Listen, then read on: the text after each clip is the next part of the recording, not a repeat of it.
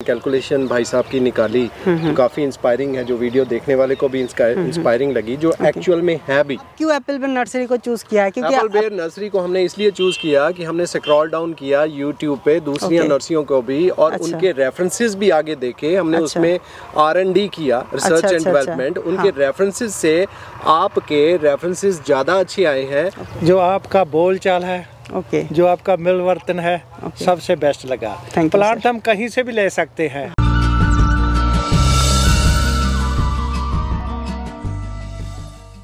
नमस्कार किसान भाइयों, आज हम पंजाब का एक फार्मर के पास विजिट किया है जिन्होंने एप्पल बेर के ऊपर फार्मिंग किया है लार्ज स्केल में, और इसको बिज़नेस का रूप से भी देख रहा है ताकि इसका थ्रू से बिज़नेस भी हो सके इस एरिया में। वैसे ही एक फार्मर के साथ आज आप लोगों को परिचय कराएंगे और इनका कैसा पहला साल का फ्रूटिंग में कैसा रिज़ल्ट है और कैसे इनका रिस्पॉन्स मिल रहा है इसका बारे में भी जानेंगे। और साथ ही साथ एक कस्टमर लगाने के लिए इंटरेस्टेड भी है, उन्होंने भी अभी आपका साथ परिचय कराएंगे ताकि इन्होंने भी क्यों इसका सिलेक्ट किया है वो भी जानेंगे। सर नमस्ते। नमस्ते सर, थैंक यू। आपका नाम क्या है और प्रॉपर कहाँ से है, आप इंट्रोड्यूस कीजिए। मेरा पूरा नाम पूरन सिंह ਚੱਠਾ। ओके। पंजाब ਵਿੱਚ रहने वाले ਆ। ਨਾਲ ਦੀ ਨਾਲ ਜਿਹੜਾ ਸਾਡਾ ਪਰਮਾਨੈਂਟ ਐਡਰੈਸ ਆ, ਹੋਮ ਐਡਰੈਸ ਸਾਡਾ ਇੰਗਲੈਂਡ ਦਾ। ਮੇਰੇ ਨਾਲ ਛੋਟੇ ਭਾਈ ਖੜੋਤੇ, ਇਹ ਵੀ ਇੰਗਲੈਂਡ ਤੋਂ ਆਏ ਆ। ਤੇ ਇਹਨਾਂ ਨੇ ਵੀ ਇਸੇ ਐਪਲ ਬੇਰ ਤੇ ਹੀ ਕੰਮ ਕਰਨਾ ਚਾਹੁੰਦੇ ਆ। ਇਹਨਾਂ ਨੇ ਵੀ ਖਾਸ ਤੌਰ ਤੇ ਅੱਜ ਆਪਣਾ ਬੜਾ ਕੀਮਤੀ ਟਾਈਮ ਕੱਢ ਕੇ ਨੇ ਵੇਸਟ ਕੀਤਾ। ਇਹਨਾਂ ਦਾ ਵੀ ਧੰਨਵਾਦ ਤੇ ਤੁਹਾਡਾ ਵੀ ਧੰਨਵਾਦ ਜਿਹੜੇ ਕਿ ਤੁਸੀਂ ਸਾਡੇ ਇਸ ਬਾਗ ਵਿੱਚ ਅੱਜ ਆਏ ਹੋ। तो आपका नाम भी सर बोलिए। मेरा नाम एडवोकेट करण सिंह है जी। ओके। और मैं आपका YouTube से आपको ढूंढ के और आज मैं लकी हूँ कि आपने यहाँ की लोकेशन दी। हाँ। और भाई जी साढ़े बड़े भाई साहब का इतने फार्म निकल आया। हाँ। मैं तो सारा 100 किलोमीटर सी मेरी डेस्टिनेशन तो। हाँ, 100 किलोमीटर दूर से आप आए इधर। हाँ जी सर, हाँ जी। और आपकी ये जो प्रोडक्शन है मेरे को बहुत अच्छी लग रही है। Okay sir, thank you so much. उसके लिए हम लर्निंग की वजह से यहाँ आए। अच्छा, तो सर आप ये जो फार्म है कितना एकड़ जमीन में फार्मिंग किया है? तकरीबन मेरे पास 1300 प्लांट है। 1300 प्लांट आपने लगाया है। तो ये जो टोटल कितने एकड़ में है? 2.5 एकड़ में होगा। 2.5 एकड़ में आपने 2.5 एकड़ जमीन में फार्मिंग कर रहे हैं। तो हम तो कब प्लांटेशन कब किया था आपने? हमने लास्ट ईयर फरवरी एंड में 2020 का फरवरी में फरवरी का लास्ट में प्लांटेशन किया है। कुछ लगाया था मार्च के एंड में। कुछ लगाया था अप्रैल के एंड में। अच्छा, मतलब पार्ट बाय पार्ट में आपने तैयार करके इसको लगाया। तो इस हिसाब से हम देखता तो मार्च के हिसाब से भी देखता तो अभी 1 साल पूरा नहीं हुआ आपका फार्म, साल से कम है। ओके।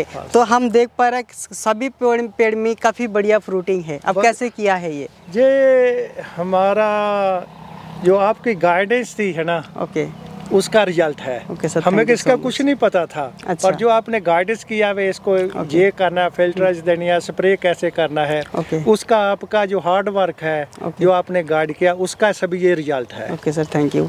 और ये जो फ्रूटिंग आ रहा है आपका मार्केटिंग चालू किया है? अभी शुरू किया है। ओके। तो मार्केट में कैसा रिस्पॉन्स है? जे मार्केट में अभी नया होने करके हम 40 मील दूर गए थे जलंधर में। उसको पता है हमने वैसे कोई सामान लेने गए से इसके लिए नेट चाहिए, इसको हाँ। तो उन्होंने बोला कि आपका कहाँ बाग है, उसको पता है कि बाग डंडोवाल में शाहकोट के नज़दीक लगा हुआ है। अच्छा। तो जो मार्केट हम जे रोड पर रख कर बेच रहे हैं वो तकरीबन 80 रुपए किलो, 80 रुपए किलो करके बेच रहे हैं हमारा चल रहा है। मतलब 80 रुपए के हिसाब से देखते तो काफी ज्यादा, मतलब उम्मीद से भी बहुत ज्यादा आपका ये प्रॉफिटेबल है पूरा कैलकुलेशन करता तो। भी नवी वैरायटी होने करके करना चाहता। इधर होलसेल मंडी में देखा है आप क्या प्राइस है? क्योंकि ज़्यादातर फार्मर तो रिटेल मार्केट में नहीं सेल करता है, क्योंकि लार्ज स्केल फ्रूटिंग को रिटेल मार्केट सेल करने के लिए आपका पकड़ लीजिए जो भी फार्म है, इसको होलसेल रिटेल मार्केट में सेल करने के लिए लगभग 1 साल लग जाएगा। ठीक है। हाँ, पूरा तो पता लगने को। हाँ। रिटेल में 40 रुपए भी मिल जाए होलसेल में।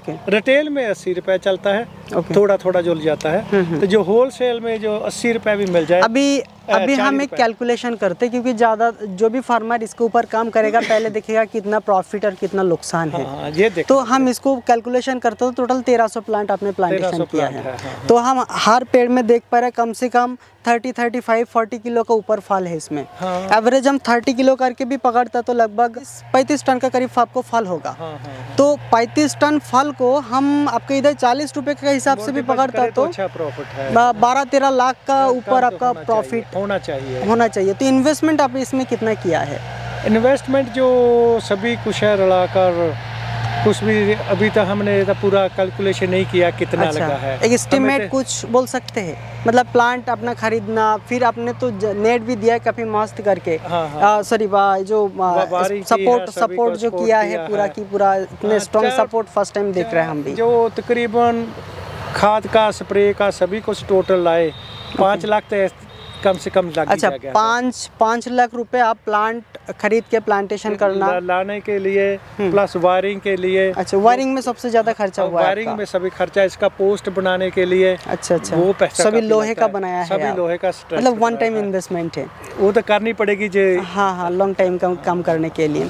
तो हम एक एस्टिमेट हिसाब करते तो जैसे कि आपका 12-13 लाख रुपए आप मार्केटिंग करता तो आ सकता है। तो आप इसमें से 5 लाख रुपए ऑलरेडी खर्चा कर दिया है। तो 5 लाख रुपए हम माइनस करते तो भी आपको 6-7 लाख रुपए नेट प्रॉफिट रहेगा। निकल सकता है। और नेक्स्ट ईयर जाके इसका जो फ्रूट प्रोडक्शन जो भी मिलेगा सभी नेट प्रॉफिट का अंदर ही आएगा, क्योंकि इन्वेस्टमेंट जो भी है प्रॉफिट ही होगा। हाँ, तो आपको ये जो फार्मिंग को कैसा लगता है? बहुत अच्छा लगता है, इसीलिए हम छोटे भाई करने को भी गाइड कर रहे हैं। तुम भी यही लगाओ। अच्छा, रिकमेंड कर रहे हैं? इसको रिकमेंड कर रहे हैं। एक दो और भी पंजाब के फार्मर है। अच्छा, जो आपने उनको बताया है, हमारा टेलीफोन दिया है। हाँ। उसको भी सभी को यही गाइड किया है। ट्रेडिशनल जो फार्मिंग चलती नालों जो तो को चेंज कर इसमें आएगा तो अच्छा रहेगा, अच्छा रिजल्ट रहेगा। तो आप प्रोफेशन में क्या करते हैं? प्रोफेशन में तो इंग्लैंड में है। अच्छा, इंग्लैंड में आप रहते हैं? हाँ, इंग्लैंड में रहते हैं। आपका बिजनेस सब कुछ इंग्लैंड में है? सभी परिवार सभी उधर है। तो क्यों एप्पल बेर फार्मिंग क्यों है एक पंजाब में? जो पंजाब में जो हमारे जो रूट्स है, अच्छा, बॉडी उधर जरूर है पर जो रूट्स है वो इधर ही है। अच्छा। इसके लगा इधर ही है, पर जो इधर आते हैं सियालों के इन दिनों में जो हम रहेगा, कुछ ना कुछ तो काम करना चाहिए। जमीन है, सभी कुछ है, तो इसलिए छोटे भाई कारण भी यही सोच कर इधर भी इन्वेस्टमेंट कर रहे हैं। अच्छा, तो सभी तो आज का टाइम में आपका इधर थोड़ा सा नया देखा है। हम बंगाल से जब निकला था तब से लेके आज सुबह तक पूरा गेहूं, गन्ना और आलू नहीं देखा है। गेहूं, गन्ना और सरसों 3 चीजों देखा है। अब किधर जब घुसा है तब से देख रहे सिर्फ आलू और आलू है। हम आपको सैन साहब बताना चाहते हैं, छोटे भाई का नाल कोल्ड स्टोर है।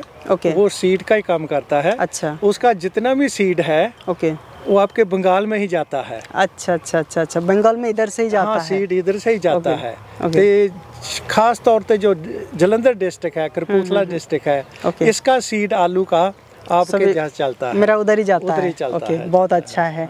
और क्या है आपके इधर जो पारंपरिक खेती होता है उसमें भी आलू के ऊपर ही है? आलू और गन्ना के ऊपर है मेरे ख्याल से।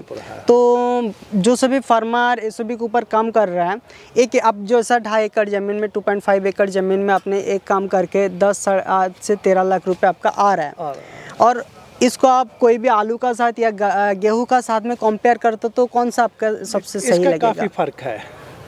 कैसा फर्क है? ये इसके जो इन्वेस्टमेंट के तरीके देखा जाए, एक बार इन्वेस्टमेंट किया है, नेक्स्ट टाइम इन्वेस्टमेंट नहीं होना है। मतलब लॉन्ग टाइम के लिए वन टाइम इन्वेस्टमेंट है। फंडिंग आप जो लाते हैं एक बार लगा दो, तो दूसरी बार इसका थोड़े जो अगली बार खर्चा इसका कम आएगा, आमदन इसका ज्यादा होगा। होगा। तो आलू का जो सीड है वो काफी कॉस्टली है, गन्ने का सीड काफ़ी कॉस्टली है और हर साल उसको बोना पड़ेगा। ओके, तो ये एक बार लगा था तो मतलब उतना सर दर्द नहीं रहेगा जो हम अगली साल फिर से बोना है, ये है नहीं, वो सिर दर्दी का काम। हाँ, और साथ ही साथ आपको टेंशन फ्री फार्मिंग है। ज़्यादातर फार्मर को एक क्वेश्चन रहता है जो ये मेंटेनेंस करना बहुत मुश्किल होता है, बहुत ज़्यादा डिफिकल्ट होता है इसको मेंटेन करना, खाद वगैरह देना, स्प्रे करना। आप तो खुद फार्मिंग कर रहा है, आप शायद आप खुद तो नहीं करते, लेबर देके कराते हैं। हाँ, तो आपको कैसा लगा है इसका जो मेंटेनेंस आपके गाइडेंस? ओके, मतलब बहुत ज़्यादा डिफिकल्ट था या आसान था? जो मेन है आपको गाइडेंस का।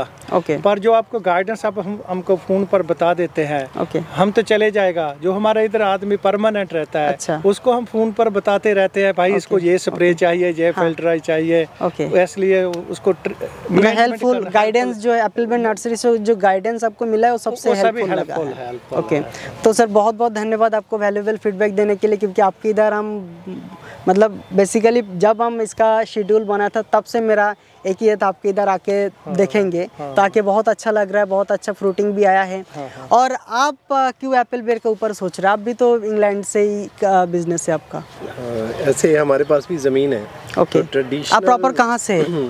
प्रॉपर हमारे पास राजस्थान में भी है और रोहतक हरियाणा में भी ज़मीन है। अच्छा, तो हमारा जो बेस होम है वो बटाला है, डिस्ट्रिक्ट गुरदासपुर। ओके, तो ये जो दोनों ज़मीनें हमारे पास, वहाँ पर ट्रेडिशनल क्रॉप्स जो लोग कर रहे हैं उसने हमारा इतना फ़ायदा नहीं आ रहा, प्रॉफिट नहीं दे रहा है। तो मैं इंस्पायर हुआ आपकी वीडियोस से, यूट्यूब से, उससे जैसे अभी आपने कैलकुलेशन भाई साहब की निकाली तो काफ़ी इंस्पायरिंग है, जो वीडियो देखने वाले को भी इंस्पायरिंग लगी, जो एक्चुअल में है भी सामने दिख रहा है हमें, तो प्रैक्टिकली हम दिखा रहे हैं सभी को। फिर वो लैंड को हम ट्रेडिशनल क्रॉप्स से ज़्यादा ऑर्चिड्स में आके ज़्यादा अगर प्रॉफिट मिलता है, हाँ, तो हम क्यों नहीं शिफ्ट अपने आप को करेंगे इसमें। और आज का टाइम में आप तो देख ही रहे हैं दिल्ली में क्या हो रहा है, और सिर्फ दिल्ली में नहीं, पूरी की पूरा वर्ल्ड आप देखते तो फार्मर के ऊपर डिपेंड है। हाँ जी, क्योंकि फार्मर खेती बाड़ी करेगा तो इंडस्ट्री जो भी है वो सब आगे बढ़ेगा, फार्मर बैठ जाएगा तो सभी बैठ जाएगा। आप देखिए जी, आपने बहुत अच्छी बात की, हमारा जीडीपी जो है ना इस लॉकडाउन पीरियड में जो कोविड-19 चल रहा है, हाँ, सारी इंडस्ट्री का माइनस में है, हमारा खेती बाड़ी का फिर भी 3 to 4 है। हाँ, जो आप पिछले भी एक फार्मर के पास जाके हम इसका बारे में बात किया था, जीडीपी का बारे में। आज के टाइम में इंडिया का जीडीपी बेसिकली कंपनी के ऊपर, इंडस्ट्री का ऊपर डिपेंड करता है।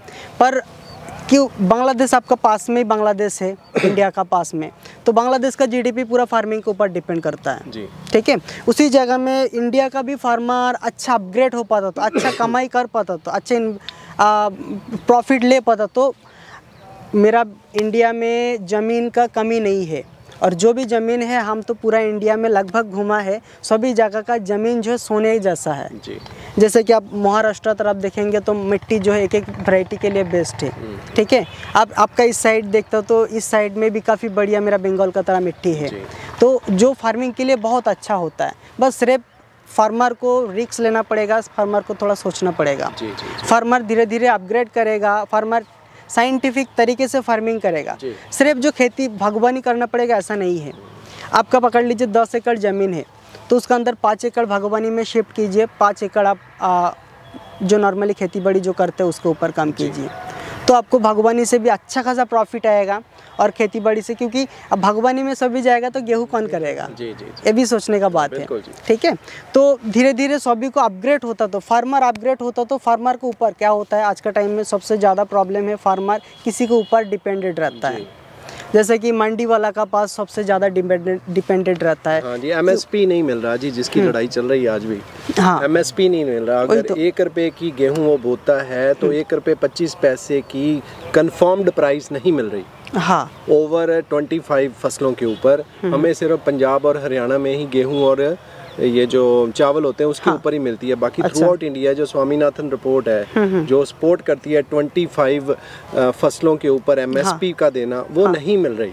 ओके, अब जैसे दालों का है वो 8000 क्विंटल है तो उसका 3000 बाजार में भाव आ रहा है, तो किसान ट्रेडिशनल क्रॉप्स में उसको घाटे का सौदा है, इसलिए हम शिफ्ट कर रहे हैं। आप जैसे और इस भी जो फार्मिंग है सर, जैसे कि आप यूपी में बहुत सारी जगह में, हरियाणा में गन्ने का खेती हो रहा है, तो लोग क्या कर रहे हैं, गन्ने कंपनी के हाथ में उठा दे रहा है, 1 साल पेमेंट नहीं मिल रहा, वही कंपनी क्या कर रहा है, वही पेमेंट लेके 1 साल उसके ऊपर बिजनेस कर रहा है, वही पैसा लेके बिजनेस करके अगले साल दे रहा है पैसा। तो फायदा किसका है?